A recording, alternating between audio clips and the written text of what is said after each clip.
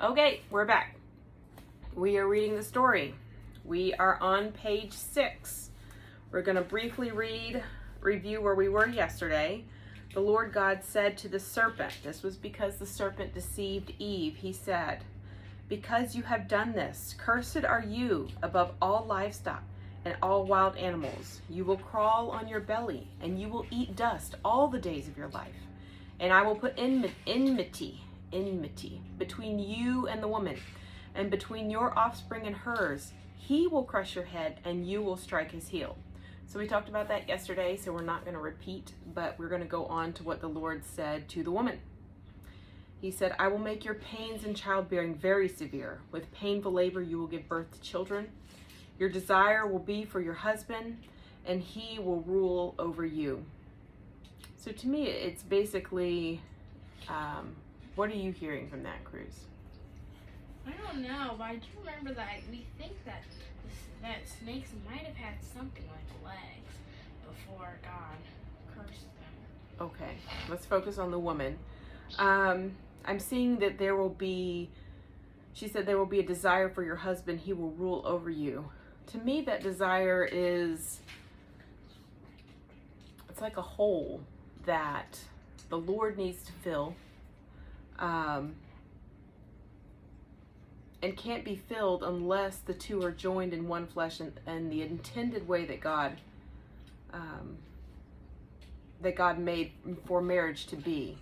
If both hearts are submitted to God, both the man and the woman. And the pains being very severe in childbirth, to me that's just a consequence of sin. I don't really have anything else other than that to say about it. To Adam, God said, "Because you have listened to your wife and ate fruit from the tree about which I commanded you." So Adam listened to his wife even though he knew what? That she was being deceived. He knew she was being deceived. He knew she was about to do something. He knew she was doing something she shouldn't have done.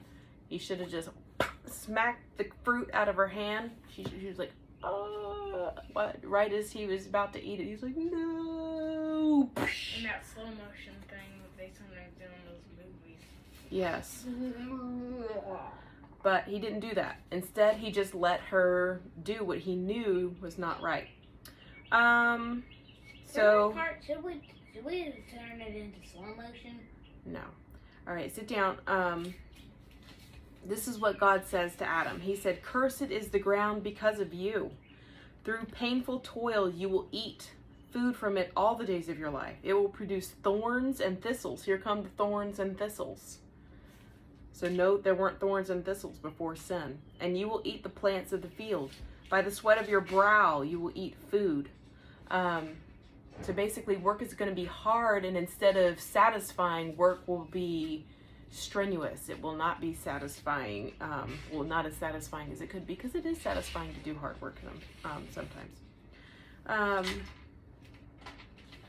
"You will eat your food until you return to the ground, since from it you were taken. For dust you are, and to dust you will return."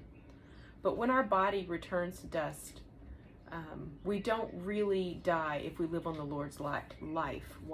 We go up to heaven. The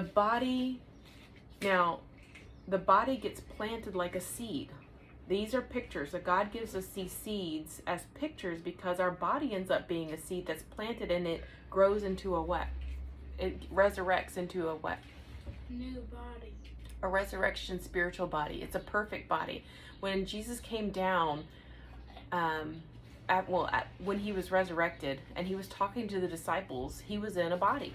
He purposely showed Thomas the wounds on his hands. He purposely ate with them.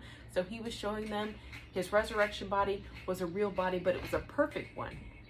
It was beautiful and perfect, and it was no longer a fleshly body. That's important. Adam named his wife Eve because she would become the mother of all the living. Oh, I want to say one more thing. So the body might die, but to die, what does it really mean to die?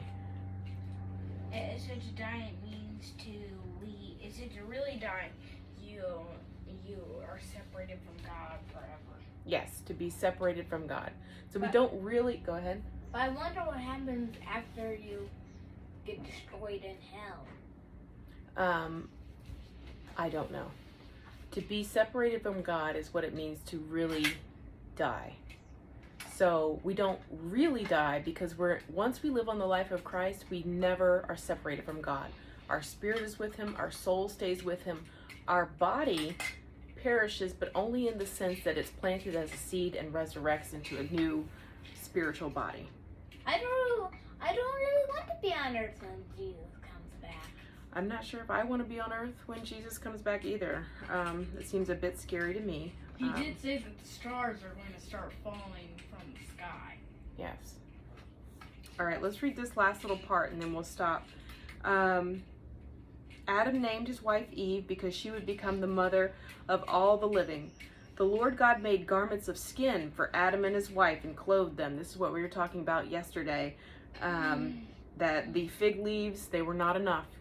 Not enough just to cover your privacy areas, Adam and Eve. You got to cover a little bit more than that. And the Lord God said, the man has now become like one of us, knowing good and evil. He must not be allowed to reach out his hand and take also from the tree of life and eat and live forever. So the Lord God banished him from the garden to work the ground from which he had been taken. After he drove the man out, he placed on the east side of the Garden of Eden cherubim and a flaming sword flashing back and forth to guard the way to the tree of life. So he sends Adam and Eve out of the garden, which means he sends them out of his what? Protection. Out of his presence. The Garden of Eden. Did I say Garden of Eve? I don't know. The Garden of Eden gives us a picture of being in the presence of God. And he said that he cannot stay because he might eat from the tree of life and live forever. Why would that be bad if he lived forever in sin? He could sin for the rest of eternity. Yeah.